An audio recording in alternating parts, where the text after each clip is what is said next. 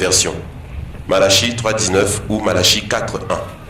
Car voici le jour vient, ardent comme une fournaise, tous les hautains et tous les méchants seront comme du chaume.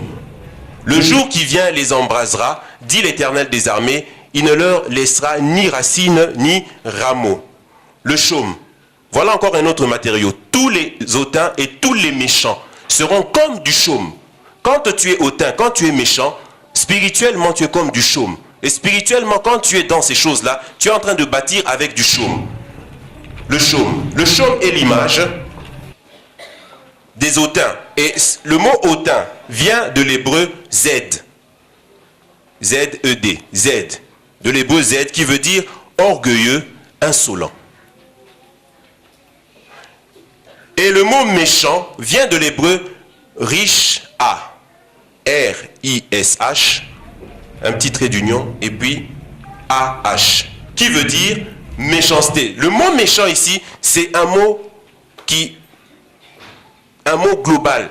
Il y a beaucoup de types de méchanceté, mais tout ça est regroupé dans le mot méchant ici, riche A. C'est en hébreu. Ça veut dire méchanceté dans les relations entre personnes, méchanceté des ennemis, méchanceté morale et religieuse. Alors, par rapport au chaume, nous allons prendre Ésaïe 1.4. Donc, retenez que celui qui est méchant, spirituellement, il est en train de bâtir avec du chaume.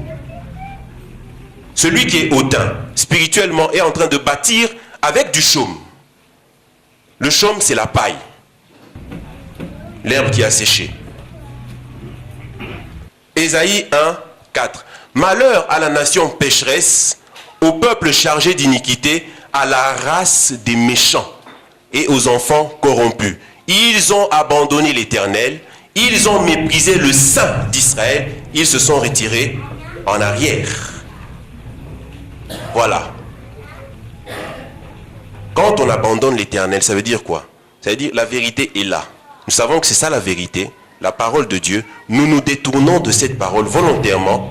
Spirituellement, on est en train de bâtir avec du chaume. Et selon Dieu, nous sommes de la race des méchants. Quand nous abandonnons volontairement la parole, nous sommes de la race des méchants. La méchanceté, ce n'est pas seulement par rapport aux relations entre frères et sœurs. Ça, c'est une partie de la chose. Mais moi, j'ai préféré que nous puissions aller dans la globalité. La méchanceté, c'est abandonner l'Éternel. C'est cela la méchanceté. Abandonner Dieu. Abandonner Dieu, ça veut dire quoi? Ce n'est pas ne pas venir à l'église. C'est deux choses différentes. Abandonner Dieu, c'est ne pas faire ce que tu sais être la vérité. Sortir volontairement de la vérité. C'est cela abandonner l'Éternel.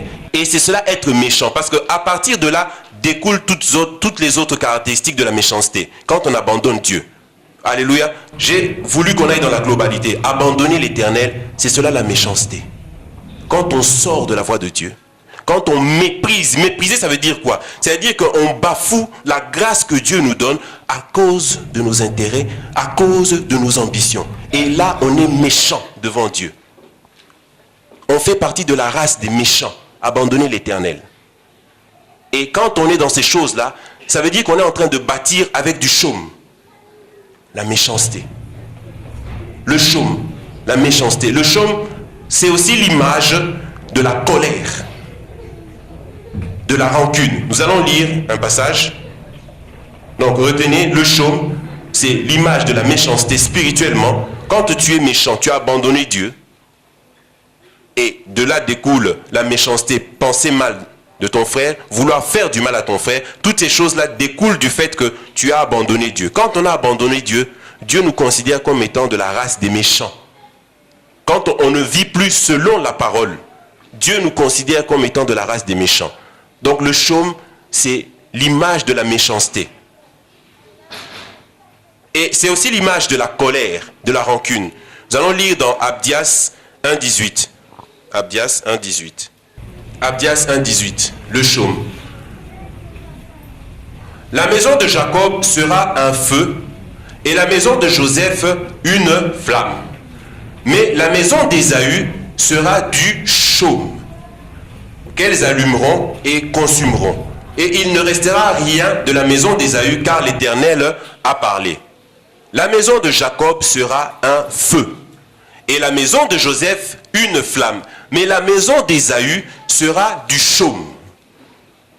Le chaume. Bâtir avec du chaume, c'est la méchanceté, c'est la colère, la rancune. Alors nous allons voir, quand il dit que la maison d'Ésaü sera du chaume, quelle était la particularité ou la caractéristique de la maison d'Ésaü?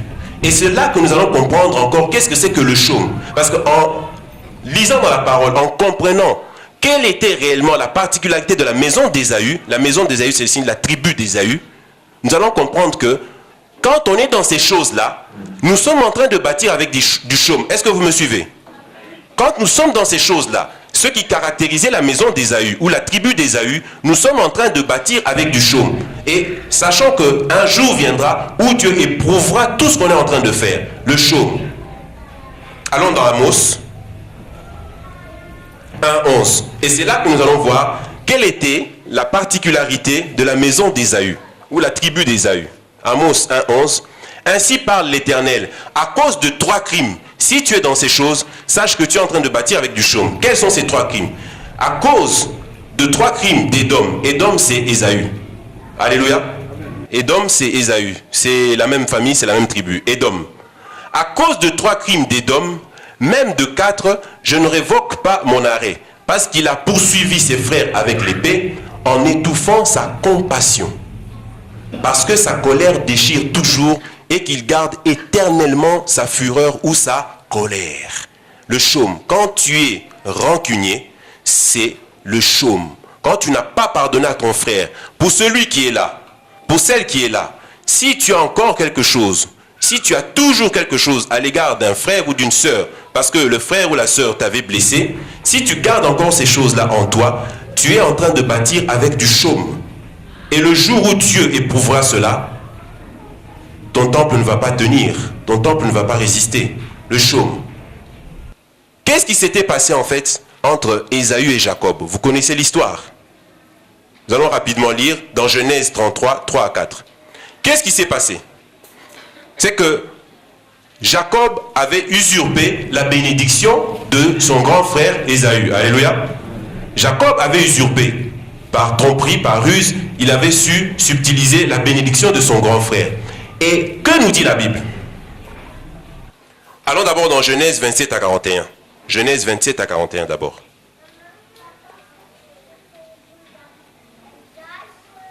Genèse 27 à 41.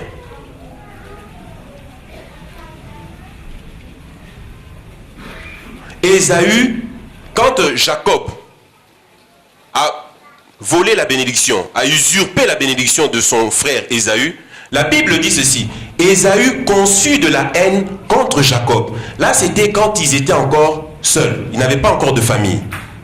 Vous voyez, spirituellement, on va comprendre quelque chose. Ils étaient encore jeunes, ils n'avaient même pas encore de famille. Parce qu'après, ils ont eu de famille et ces familles se sont agrandies jusqu'à devenir des tribus.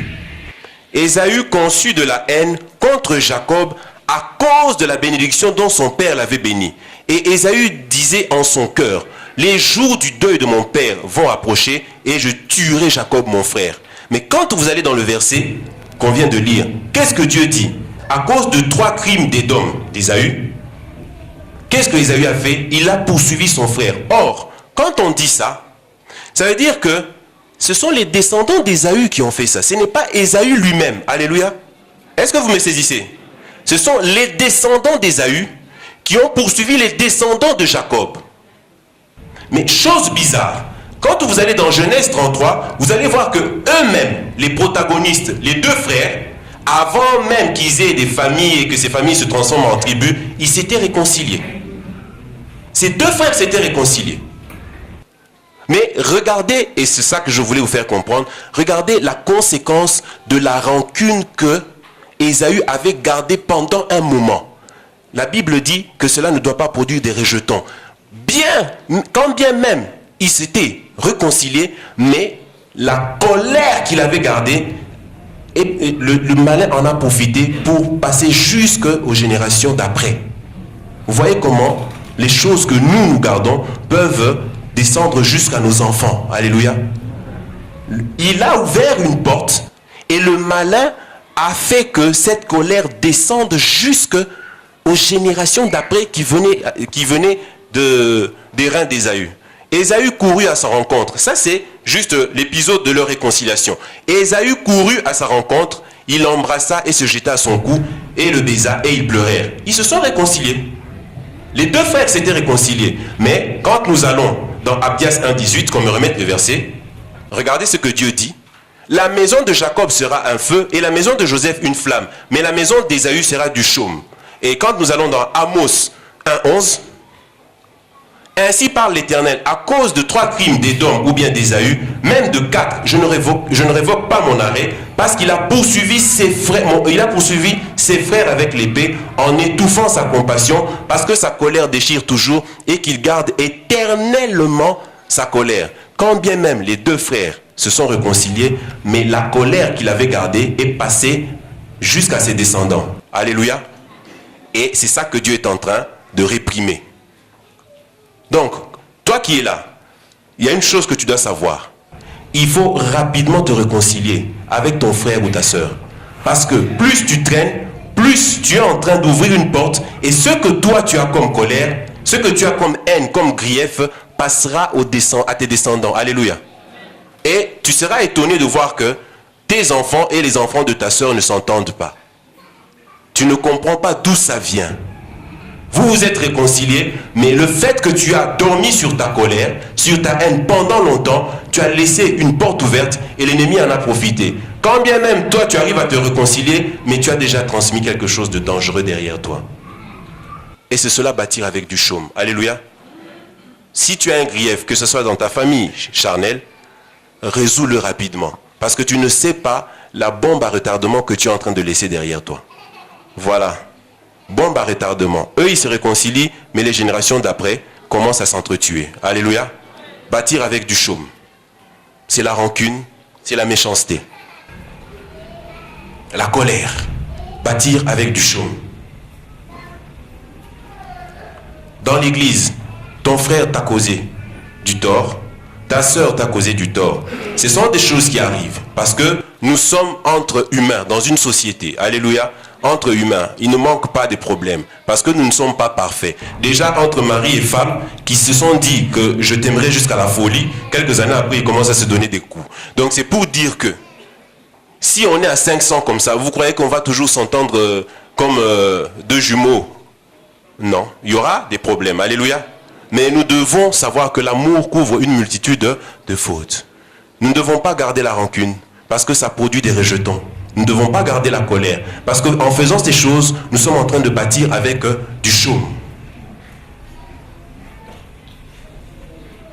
Le chaume, c'est aussi l'image d'une personne qui est instable spirituellement. Le chaume. Si tu es instable spirituellement, tu es en train de bâtir avec du chaume. Nous allons lire Psaume 83, 14. Le chaume. Tout ça, ce sont des matériaux qui entrent dans la construction. Et selon que tu vis, selon que tu as une certaine attitude ou un certain type de comportement, tu es en train de bâtir avec soit du bois, ça c'est les querelles, les disputes, les discussions inutiles et folles, les partis pris. Quand tu es dans ces choses, le temple que tu bâtis est en bois. Quand tu es aussi dans la colère, quand tu es dans l'instabilité spirituelle, le temple que tu bâtis est en chaume. Psaume 83, 14. Au feu qui brûle la forêt, à la flamme qui embrase les montagnes. Selon les versions, si on peut me mettre le verset 15. Voilà. Non, le verset 13, voilà. Mon Dieu, rends-les semblables au tourbillon, au chaume qu'emporte le vent. Le chaume, quand le vent passe, le chaume s'envole. Alléluia. Et celui qui bâtit avec du chaume, c'est celui qui n'est pas stable spirituellement. Alléluia. C'est celui qui n'est pas fondé sur la parole. Quand tu n'es pas fondé sur la parole, tu es semblable à du chaume. Pour peu qu'il y a, comme on dit, flottant à tout vent de doctrine, pour peu que tu entendes que là-bas il y a des guérisons, tu t'en vas. Tu es comme du chaume en fait. Spirituellement, tu es comme du chaume. Le chaume, dès qu'il y a un petit vent, le chaume commence à s'envoler à gauche, à droite. Tu es en train de bâtir avec du chaume quand tu es instable spirituellement. Alléluia. bâtir avec du chaume. Et l'ignorance, c'est cela qui fait que beaucoup sont comme du chaume, l'ignorance. Voilà pourquoi nous avons intérêt à bien méditer la parole, à bien connaître les Écritures, pour ne pas être comme le chaume, volant à tout vent de doctrine. Alléluia. Dès qu'il y a un petit vent, ça y est, tu es emporté. Nous avons intérêt à connaître la parole. Quand nous connaissons la parole, quand nous la méditons, quand nous sommes nourris spirituellement, nous sommes stables et fermes. Alléluia. Quand vous lisez dans Daniel 11, 32, Daniel 11, 32, la Bible nous fait comprendre que la connaissance de Dieu nous donne une certaine assurance, une certaine fermeté. Alléluia.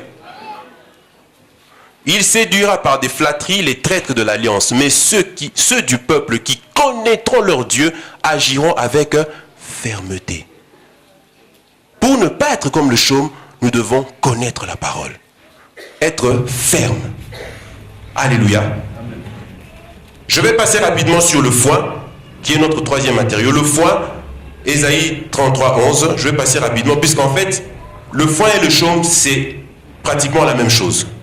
Le foin et le chaume, c'est pratiquement la même chose. Voilà pourquoi je ne vais pas m'attarder sur le foin. Je vais juste donner un verset et nous allons continuer. Le foin et le chaume, c'est pratiquement la même chose. Ésaïe 33, 11. Donc, spirituellement, le chaume, c'est la manifestation extérieure du foin.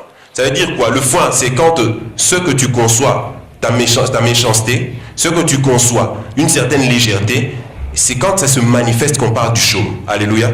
Quand vous lisez dans Ésaïe 33, 11, vous avez conçu du foin, vous enfanterez de la paille. Dans d'autres versions, on dit vous enfanterez du chaume. Alléluia. Le foin, vous mettez ça, pour ceux qui écrivent, c'est l'équivalent du chaume, le foin. C'est pratiquement la même chose. Voilà pourquoi je ne vais pas m'attarder sur ça. Donc, nous passons. Les autres matériaux, ce sont les matériaux qui résistent au feu. Et c'est cela que nous devons utiliser pour bâtir le temple que nous sommes censés être où que nous sommes. Alléluia. L'or et l'argent. 2 Timothée 2, 20 à 22. L'or et l'argent. Ces deux matériaux ont une particularité, c'est d'être purifiés par le feu. Et sur le plan spirituel, ça se tient, l'or et l'argent. Dans une grande maison, il n'y a pas seulement des vases d'or et d'argent, mais il y en a aussi de bois et de terre. Les uns sont des vases d'honneur et les autres sont d'un usage vil. L'or et l'argent. Si donc quelqu'un se conserve pur, en s'abstenant de ces choses, il sera un vase d'honneur, sanctifié, utile à son maître, propre à toute bonne œuvre. Fuis les passions de la jeunesse et recherche la justice, la foi, la charité, la paix, avec ceux qui invoquent le Seigneur d'un cœur pur. Donc, verset 21, le mot pur vient du grec ekatero, qui veut dire nettoyer ou faire disparaître. Nettoyer ou faire disparaître. L'or et l'argent. L'or et l'argent, spirituellement, c'est la parole de Dieu. Alléluia. Et si nous voulons que le jour où Dieu va éprouver notre construction spirituelle, parce que quand nous vivons spirituellement, Dieu peut te montrer ce que tu as déjà comme construction. Alléluia. Voilà pourquoi parfois il y en a qui font un songe, mais j'étais en train de construire, j'ai vu ma maison tomber. Ça peut avoir cette signification-là. Alléluia. Parce que la maison, c'est synonyme aussi de ta vie. Et ta vie, selon que tu mènes ta vie, tu es en train d'élever un temple. Soit avec du bois, soit avec du chaume, soit avec du foin, soit avec l'or et l'argent. Et ceux qui bâtissent avec l'or et l'argent ont une certaine attitude. Ils recherchent la justice, selon qu'il est écrit. Recherche la justice, c'est ce que Paul disait à Timothée. Et quand on recherche la justice, on bâtit avec l'argent et avec l'or. Ils recherchent la justice. En grec, justice, c'est dikaiasune, qui veut dire l'approbation de Dieu. Alléluia. Ceux qui, dans leur vécu de tous les jours, recherchent l'approbation de Dieu dans tout ce qu'ils font, recherchent l'aval de Dieu dans tout ce qu'ils font, ils sont en train de bâtir leur temple, ou le temple qu'ils sont, avec l'or et l'argent. Alléluia. Ils sont en train de bâtir avec l'or et l'argent, ceux qui recherchent la justice. Pas l'approbation des hommes. Parce que souvent, dans les assemblées, nous voulons faire plaisir au pasteur, à l'apôtre, à l'évangéliste. Mais quand tu marches comme ça, tu ne bâtis pas selon ce que Dieu veut. Tu veux faire plaisir aux hommes, mais tu ne veux pas faire plaisir à Dieu. Dieu veut que tu lui fasses plaisir. C'est lui ton Seigneur. Alléluia. Et quand tu vis comme ça, en recherchant l'approbation de Dieu et pas des hommes, là tu bâtis réellement avec de l'or et de l'argent. Alléluia. Ceux qui bâtissent avec l'or et l'argent recherchent la foi. Qu'est-ce que c'est que rechercher la foi? C'est la conviction de la vérité de toute chose. Ça veut dire quoi? Ça veut dire ceux qui recherchent réellement à baser leur vie sur la parole de Dieu, parce que la foi vient de ce qu'on entend, et ce qu'on entend vient de la parole de Dieu. Ceux qui veulent réellement bâtir leur vie par rapport à la saine doctrine, ceux-là, ils sont en train de bâtir avec l'or et l'argent. On nous dit encore un autre point. Ceux qui recherchent, il dit, recherchent la foi, la justice d'abord, la foi, la charité. Ceux qui recherchent la charité, agapé, sont en train de bâtir aussi avec l'or et l'argent. La foi, la charité, la paix, tout ça, ce sont les éléments de la parole de Dieu. Alléluia. Quand on bâtit avec l'or et l'argent, ça veut dire qu'on est en train de rechercher la justice, la foi, la charité, la paix. Alléluia. Toutes ces choses-là, spirituellement, si tu les recherches, tu es en train de bâtir le temple selon Dieu. Comme il avait dit à Moïse, bâti selon le modèle que je t'ai montré à la montagne. Alléluia. Nous allons continuer. L'argent est l'image de la parole de Dieu, mais une parole de Dieu éprouvée. Prenons Psaume 12, 7. L'argent. Ça, c'est juste pour essayer de vous faire voir, si je peux appeler la différence. Mais en fait, ça se lie. Spirituellement, l'or et l'argent, ça se tient. L'argent, c'est plutôt dans le sens de la parole de Dieu éprouvée. Dans Psaume 12, 6, la parole de Dieu, 6 pour d'autres versions, 7 pour d'autres versions, les paroles de l'Éternel sont des paroles pures. Un argent éprouvé sur terre au creuset et 7 fois épuré. Donc, quand la parole est en toi, et quand cette parole est éprouvée, c'est synonyme que tu bâtis avec l'argent. Alléluia. Les deux, c'est la parole. L'or et l'argent, c'est la parole. Ça se tient spirituellement. Mais c'est juste pour aller en profondeur. L'argent, quand on dit bâtir avec l'argent, c'est-à-dire que tu reçois la parole, mais cette parole doit être éprouvée. Et quand cette parole est éprouvée, c'est dans ce moment-là que tu es en train de bâtir avec l'argent. Et l'or, c'est le résultat de ce que l'épreuve produit. Alléluia. Est-ce que vous me suivez? L'or, c'est le résultat. Les deux choses se tiennent. Nous allons lire un verset pour comprendre. Nous allons lire un verset pour comprendre. Lisons dans Jacques 1, 3. Juste pour comprendre. Et on va passer à autre chose. Juste pour comprendre. Bâtir avec l'or et l'argent. Voilà. Jacques 1, 3 nous dit, sachant que l'épreuve de votre foi produit quoi? La patience. Donc, il y a deux étapes. L'or et l'argent, il y a deux étapes. On a la foi, c'est la parole. Alléluia. Mais quand cette foi-là est éprouvée, ça produit quoi? La patience. Donc, on a l'argent, spirituellement. L'argent est éprouvé et ça produit la patience. La patience, c'est la qualité de la nature divine. Alléluia. Et l'or, ça symbolise la nature divine. Alléluia. Le revêtement. Quand vous lisez dans Exode 30, vous allez voir. L'or, ça symbolise la nature de Dieu. Le revêtement. Alléluia. La nature de Dieu, le revêtement. Et c'est ça que Dieu veut. Que nous puissions bâtir avec l'or et l'argent. Ça veut dire que nous puissions recevoir la parole. Et cette parole-là, si elle reste telle qu'elle, ce n'est pas encore suffisant. Il faut que ça soit éprouvé, comme la foi. On a la foi, mais il faut que cette foi soit éprouvée pour qu'elle produise maintenant un résultat, la patience qui est la nature divine. Alléluia. Et c'est cela, l'or et l'argent. Tu as la parole, mais il faudrait passer par les épreuves pour que cette parole produise un résultat. Et ce que cette parole va produire, ça sera maintenant les qualités de Dieu en toi. Alléluia. Est-ce que vous comprenez ces choses? C'est cela, bâtir avec l'or et l'argent. Bâtir avec l'or et l'argent. Alors, comment est-ce que tu bâtis ta vie? Est-ce que tu es dans les divisions? Est-ce que tu es dans les partis pris? Est-ce que tu es dans la méchanceté? Ou dans l'instabilité spirituelle? Ou bien tu es en train de bâtir avec l'or et l'argent? Avec quoi tu bâtis? Est-ce que tu conformes ta vie à la saine doctrine? Selon ce que tu as entendu, sache que tu dois te déterminer, savoir comment tu es en train de bâtir le temple que tu es, église homme. Tu es église parce que l'Esprit de Dieu vient pour habiter en toi. Tu dois être l'habitation de Dieu en esprit. Mais, en tant qu'église, en tant que temple, comment tu es en train d'édifier le temple que tu es? Est-ce avec le bois?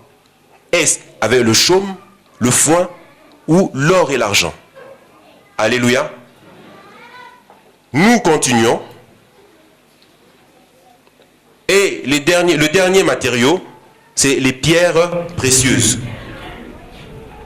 Les pierres précieuses. Nous allons lire dans 2 Chroniques 3, 6. Les pierres précieuses.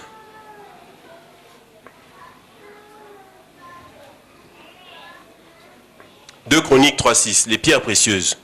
Il couvrit la maison de pierres précieuses comme ornement. Et l'or était de l'or de Parvaïm.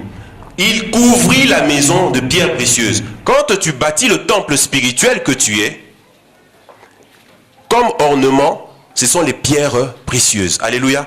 Les pierres précieuses servent à orner. Mais spirituellement, qu'est-ce que cela veut dire? Les pierres précieuses. Spirituellement, qu'est-ce que ça veut dire? Les pierres précieuses, bâtir avec les pierres précieuses. Qu'est-ce que Dieu veut nous faire comprendre spirituellement? Pierres précieuses. Les pierres précieuses, ce sont des pierres de valeur. Alléluia. Ce sont des pierres rares et qui coûtent excessivement cher. Les pierres précieuses, des pierres de valeur. Nous allons voir spirituellement qu'est-ce que c'est que les pierres précieuses. Et ça, c'est important pour nous, enfants de Dieu, que nous puissions saisir ce point-là. Tous les points d'ailleurs. Mais ça, c'est quelque chose qui m'a beaucoup interpellé moi-même personnellement. Les pierres précieuses. Nous allons lire Exode 28, 15 à 21. Exode 28, 15 à 21. La lecture sera un peu longue, mais suivez-moi attentivement. Exode 28, 15 à 21. Tu feras le pectoral du jugement, artistement travaillé, tu le feras du même travail que l'éphod, tu le feras d'or, de fil bleu, de pourpre et cramoisi et de fin lin retors. Il sera carré et double, sa longueur sera d'un empan et sa largeur d'un empan. Tu y enchâsseras une garniture de pierre, 4 rangées de pierres, première rangée une sardoine, une topaze, une émeraude, seconde rangée une escarboucle, un saphir, un diamant. Tout ça, ce sont des pierres précieuses. Troisième rangée, une opale, une agate, une améthyste. Quatrième rangée, une chrysolite, un onyx, un jaspe. Ces pierres seront enchâssées dans leur monture d'or. On va continuer.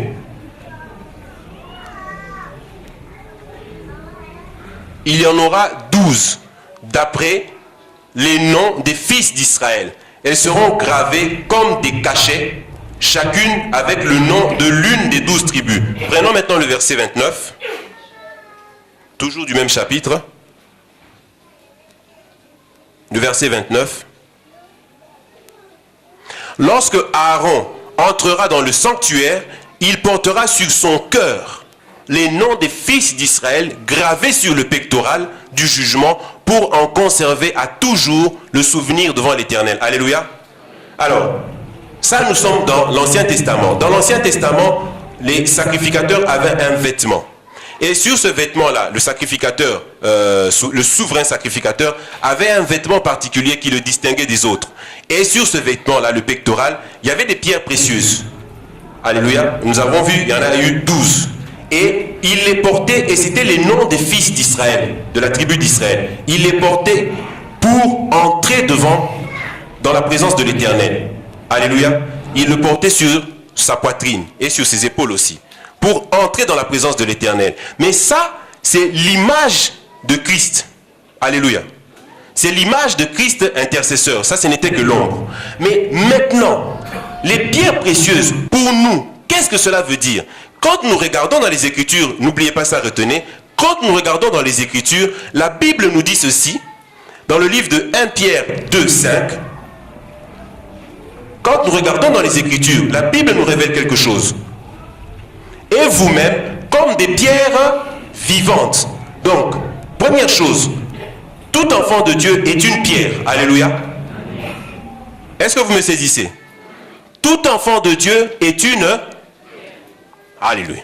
Et maintenant, lisons dans la parole, nous allons comprendre c'est quoi les pierres précieuses. Quand nous lisons 1 Corinthiens 6 à 20, la Bible nous dit quelque chose de particulier. 1 Corinthiens 6 à 20.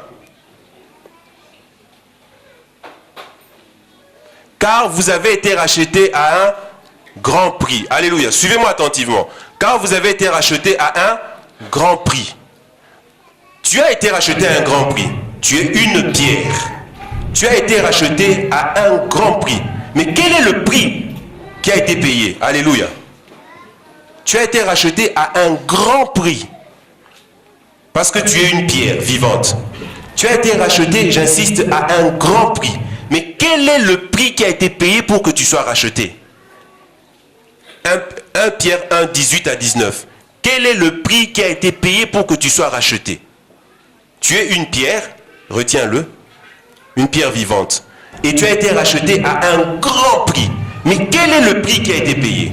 Sachant que ce n'est pas par des choses périssables,